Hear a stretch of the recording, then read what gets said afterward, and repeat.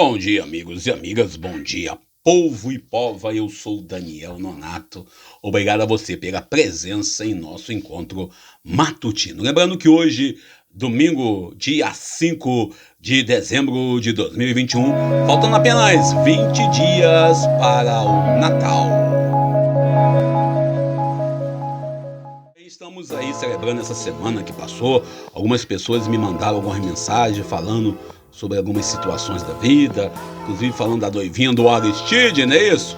É uma discussão aí sobre a noivinha do Aristide, as pessoas fazendo brincadeira, fazendo piada. Na verdade, a noivinha do Aristide, que o pessoal está brincando, não tem nenhuma comprovação do fato, a não ser o boato citado no sistema. Também essa semana tivemos aí o campeonato do Atlético, não é isso? Mineiro, né? Clube Atlético Mineiro lá, recebendo aí o título de campeão do Brasileirão deste ano que está acabando. Também lembrando que iniciamos a semana com o Palmeiras, né, sendo campeão aí em cima do Flamengo. E o Renato Gaúcho dançou. Mas deixando pra lá, vou falar um pouco de futebol não, porque o povo depois fica magoado. Se a gente falar de futebol, a pessoa fica magoada. Se falar de religião, o povo fica magoado. Resumindo, o povo se magoa fácil, mas às vezes tem até razão para ficar magoado, né? Lembrando que essa semana nós lemos algumas passagens evangélicas. Começamos no sábado, capítulo 9, versículos 35 ao 38, capítulo 10, versículo 1 ao 6, versículo 1 ao 8, na verdade, de São Mateus. E na sexta-feira lemos o Evangelho de São Mateus, capítulo 9, versículo 27 ao 32. E na quinta-feira lemos Mateus, capítulo 7, versículo 21, depois versículo 24 ao 27, o famoso Evangelho da casa construída sobre a rocha. E na quarta-feira nós lemos Mateus, capítulo 15, versículo 29 ao 37, lembrando que foi o momento aí da multiplicação dos pães. E na terça-feira, em Mateus capítulo 4, versículo 18 ao 32, a vocação, quando Jesus chama, né, como os apóstolos para serem pescadores de homens. E segunda-feira lemos aí o evangelho que o centurião pediu a cura para o seu servo. Capítulo 8, versículos 5 ao 11 de São Mateus. E hoje, nesse domingo, segundo domingo do Advento, celebramos o ano C, o Evangelho de Lucas. Estamos lendo aí Baruque, capítulo 5, versículo 1 a 9. Lembrando que o livro de Baruque é um dos livros que está somente na Bíblia Católica Romana. Na Bíblia de formação protestante não tem o livro de Baruque. E também vamos ler o Salmo 125, entre parênteses, Salmo 126, que tem a resposta: grande maravilha fez por nós o Senhor, por isso o exultamos de alegria. E a segunda leitura, para quem vai na missa, capítulo 1, versículo 4 ao 6, depois versículo 8 ao 11 do Evangelho, da carta São Paulo aos Filipenses. Evangelho de hoje, Lucas capítulo 3, versículo 1 ao 6. Lembrando que João, que aparece nessa liturgia de hoje, João, o profeta, cujo anúncio prepara o coração da comunidade, da humanidade, para acolher o Messias. A dimensão profética está sempre presente na comunidade dos batizados, ou seja, a gente que quando é batizado, a gente recebe 3 vocações, mundos vocacionais. Uma de ser profeta, de ser sacerdote e rei para servir. São 3 mundos que nós temos quando recebemos o santo batismo. Deus chama cada um a dar testemunho de que o Senhor está para vir. Esse tempo de Natal é um tempo de preparação. Não é apenas para poder você ficar preocupado em preparar a casa, pintar, colocar lá, limpar o jardim, etc. Preparar toda a tua vida para poder celebrarmos de verdade o Natal do Senhor. E aí, a missão de João, nesse contexto, é preparar os caminhos. Nós também devemos nos preparar em nossos caminhos para anunciar o Evangelho. Lembrando que preparar o caminho do Senhor consiste não somente numa ideia simbólica, mas uma ideia real. Preparar o caminho do Senhor é orientar, é mudar, é estar disposto a viver um momento de conversão. E nós, às vezes, queremos manter aquela tradição e esquecemos de viver uma nova experiência. Também esse processo de conversão é um verdadeiro êxodo, uma verdadeira passagem pelo deserto, que nos transporta para a terra onde temos que mudar as nossas atitudes. Isso, sobretudo, na comunidade. As nossas comunidades que dizem, sempre foi assim, não vamos mudar agora. Eu já ouvi, inclusive, em comunidades que eu participei, que eu ajudei a animar, ouvindo, tipo assim, já sempre foi assim. Fazer o quê? Só quem aceita ser cristão, aceita percorrer o caminho, está disposto a mudar a sua vida para poder experimentar a salvação que vem de Deus. Ela não vem de outro lugar, ela vem de Deus. Por isso é importante que cada um e cada uma esteja disposto a rever a sua vida. Quando fechamos um ano litúrgico, que nem fechamos semana passada e entramos no outro ano litúrgico, nós devemos sempre olhar para as nossas atitudes. Ou seja, não adianta ficar na missa, como diz lá Fernando Mendes, rezar e fazer tudo errado. A preocupação que o Lucas tem nesse evangelho de hoje é situar concretamente no tempo e no espaço aonde que vai nascer o percursor do Messias, aquele que vai preparar o caminho. Ele tenta claramente trazer quem é o rei, quem está na direção do país ou do local, da cidade. Ele sempre faz um resgate, até preocupado em dizer, olha, é nesse contexto. A linguagem que o profeta anuncia a salvação é uma linguagem presa à realidade aonde ele está sendo gerado. João Batista, filho de Zacarias, que era um sacerdote judaico do baixo clero, ou seja, era um sacerdote assim, não da grande elite sacerdotal que tinha naquele contexto, mas um homem do baixo clero. E Jesus, nesse contexto, quando é anunciado, é visto como a missão de João está profundamente ligada ao projeto da salvação que Jesus vem trazer, traz para nós também as questões dos valores da vida, as questões dos valores que nós vamos ter que buscar e viver nesse contexto. O texto de hoje segue-se imediatamente o evangelho da infância, ou seja, aquele momento em que Jesus se perde no templo, aquele momento em que Jesus traz para nós aquela necessidade clara de comunicar quem ele é.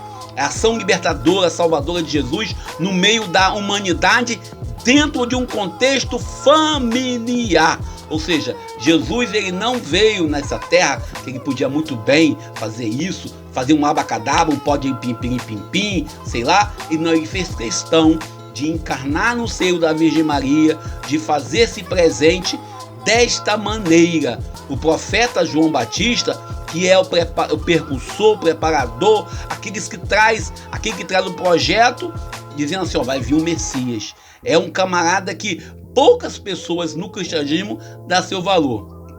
Lucas, como um bom escritor, não teve acesso diretamente a João e também não teve acesso a Jesus, mas ouvindo a comunidade, ele situa-se o quadro num momento histórico, ou seja, ele bota aí, no caso, 7 personagens, do imperador Tibério César até o sumo sacerdote Caifás, no esforço de dizer, olha, é nesse contexto histórico, é nesse contexto que que João Batista vai nascer. Ou seja, nós cristãos devemos agir no contexto histórico, no contexto da realidade. Não adianta você e eu tentar fazer no caso, um anúncio do evangelho descontextualizado, ou seja, fora do padrão. O evangelista Lucas traz para nós essa certeza que nós, eu e você, devemos viver claramente a nossa vocação dentro do espaço onde nós estamos vivendo, onde nós existimos. Agora tem pessoas que tentam dizer assim, na igreja é de um jeito, na sociedade é de outro jeito. Não tem como ser duas pessoas deslocadas, fora da realidade. Num segundo momento, Lucas também apresenta a figura de João Batista. Ele é a voz que clama no deserto, que grita no deserto. Ele é uma voz que prepara o caminho, que no caso é o coração de cada um, para a chegada do Senhor. Lucas começa a sugerir essa missão profética de João, confiada por Deus, ou seja, desde o ventre materno, ele é preparado para ser o mensageiro. O encontro de cada ser humano com Jesus Cristo acontece a partir da proposta joanina: mudai de atitude, convertei-vos. A gente olha claramente essa ação profética. Toda a zona de atuação de João era na margem do Rio Jordão. Certamente hoje, João não estaria à margem do Rio, estaria no YouTube, estaria no Facebook, estaria na rede social, nesses grandes espaços onde nós nos encontramos. Mateus e Marcos diz, olha, ele está no deserto, ou seja, tem um contexto assim bem conflitante. Enquanto Lucas fica preocupado em dizer que está na beira do rio, Mateus e Marcos dizem que ele está no deserto. Ou seja, a gente vê claramente a preocupação de situar historicamente aonde estaria João Batista, em que momento, por que Lucas coloca ele na beira do rio? Talvez porque certamente era o espaço onde o povo mais iria por causa da buscar água. Aquele anúncio profético de João destina-se primeiro aos homens naquele contexto, nos homens, a humanidade naquele tempo. Todos nós somos convidados a colher o Messias para fazer a nossa missão na realidade do mundo. Finalmente, o âmbito da missão de João é proclamar o batismo, mas é o batismo da conversão, o batismo de mudança de atitude, um batismo assim que não é aquele batismo sacramental, onde nos tornamos filhos de Deus. A palavra metanoia sugere uma revolução total na mentalidade, no pensamento, na pessoa, uma revolução que muda o nosso gesto de pensar e de agir para acolher de verdade o Messias que está para chegar no Natal do Senhor. O evangelho de hoje se conclui citando o profeta Isaías e também ele lembra claramente o anúncio dos exilados, ele lembra claramente da mudança e do crescimento para a sociedade no seu contexto, ou seja, a Babilônia, a libertação, o regresso. Ou seja, Lucas faz uma releitura, inserindo aí a vocação de João. Deus, o nosso libertador, vem para a terra para de fato nos libertar. Que cada homem, que cada mulher, que cada ser humano tenha consciência desta libertação. Que cada pessoa esteja livre para dizer eu quero estar perto de Deus ou não quero estar perto de Deus. A nossa vocação, a nossa missão de cristãos é de verdade, é estar de verdade próximo do projeto de Deus nosso Pai. E citando o profeta Isaías, ele deixa bem claro que João é uma voz que clama no deserto. Preparai o caminho do Senhor, endireitai suas veredas, ou seja, ele deixa bem claro o que vai acontecer. Ele deixa bem claro que é preciso uma mudança de vida para fazer a experiência de encontrar-se com o Messias. E João, quando fala que é uma voz, dizendo que ele está de forma assim muito isolada, indo de conflito, indo de encontro conflituosa com a realidade. E ele deixa bem claro que tudo será mudado, tudo será alterado de acordo com o projeto de salvação que Deus nos traz. A gente, quando olha para esse projeto, a gente sempre se questiona e se pergunta se de fato nós estamos no caminho certo. João, ele de forma assim solitária é colocado nessa situação. O autor se preocupa em dizer em que contexto ele está, né? Ele está aí no período do pontificado de Anás de Caifás, período de quem governa, de quem não governa, sempre trazendo de fato uma presença real de João Batista. E quando ele cita o profeta Isaías, ele fala claramente que tudo será mudado de acordo com o plano de Deus, ou seja, ele vai endireitar os caminhos tortuosos, né? Ele vai trazer para nós essa realidade onde nós devemos nos adequar ao plano de salvação. Muitas vezes nesse tempo, nesse contexto em que temos aí vários grupos religiosos, cristãos, onde cada um e cada uma quer colocar a igreja de acordo com a sua ideologia, de acordo com a sua bandeira, de acordo com o seu projeto particular, é isso, a ideologia sociopolítica, nós olhamos bem claramente que João Batista ele não está sendo aí nesse contexto um anúncio da própria ideologia dele. E às vezes o que acontece em nossos grupos religiosos, a preocupação se está ali no catecismo, se está na Bíblia, se está no direito canônico, sei lá, essas preocupações em querer trazer para a realidade do mundo uma religiosidade cristã de acordo com aquilo que eu entendo, de acordo com aquilo que eu penso. E aí, na verdade, João não vem trazer a própria vontade. aquilo que a gente escuta por aí. A gente olha claramente, às vezes, uma adaptação e uma meditação, sempre na preocupação de fazer um evangelho de acordo com a minha leitura. Lucas, ele traz para nós esse João Batista que traz de forma assim, muito exata, falando do batismo de penitência, do batismo de conversão e para uma remissão dos pecados.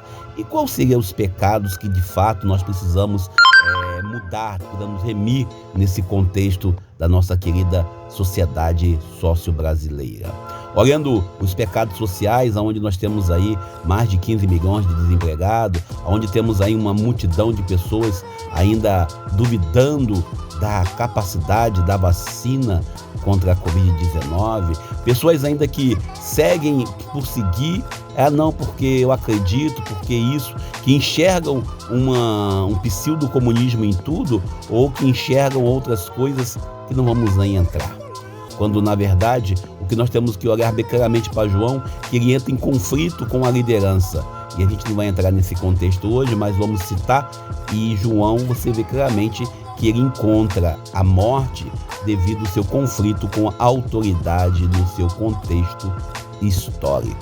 Talvez Lucas queira trazer aqui essa relação de autoridade, até para indicar mesmo o sentido que João, a situação que João ia passar da sua morte violenta, degolado. E também aqui nós temos claramente uma notícia que nós devemos ter conosco, a certeza, como já disse anteriormente, a nossa capacidade de mudar de vida, de mudar de atitude, de estar disposto a sermos outra pessoa no nosso contexto de vida.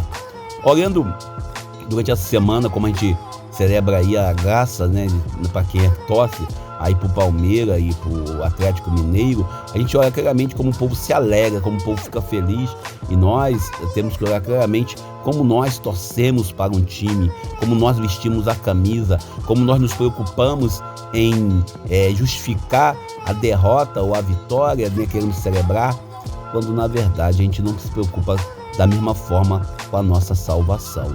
Não estou dizendo que não deve jogar futebol, estou dizendo só que nós devemos ter a mesma vibração, com a preocupação do anúncio. A exemplo da paixão que nós temos pelos nossos times, não importa se é o Flamengo ou se é o São Paulo, o meu São Paulo, o que importa é que nós devemos ter a mesma paixão para anunciar e para divulgar, para dizer e para, no caso aí, deixar em nossas caminhadas a certeza que a salvação vai acontecer.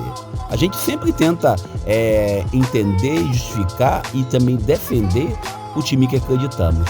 Por isso, essa voz do deserto, essa voz de João, essa voz que o profeta Isaías fala, uma voz que clama no deserto, preparai o caminho do Senhor, endireitai suas veredas, simplesmente dizendo, olha, a gente tem que caminhar com retidão, a gente tem que acreditar, tem que viver de verdade essa realidade. Ainda entrando no contexto, não dá para nós como cristãos ficarmos à parte. Essa semana aprovaram aí um ministro terrivelmente evangélico para o Supremo. O que a gente acha disso? Particularmente, eu acho que o Estado laico, a religiosidade, eu vi muito e vejo muitos religiosos que são pessoas que dão contra-testemunho naquilo que dizem pregar e acreditar. Eu não vi, não, eu vejo ainda, infelizmente. Mas isso é outra história e vamos nós, na graça de Deus, viver mais esse dia 5 de dezembro de 2021, segundo domingo do Advento do Senhor. Por isso, eu paro por aqui. Deus nos abençoe, nos ajude. Obrigado a você pelo carinho. Bom dia. Eu sou Daniel Nonato.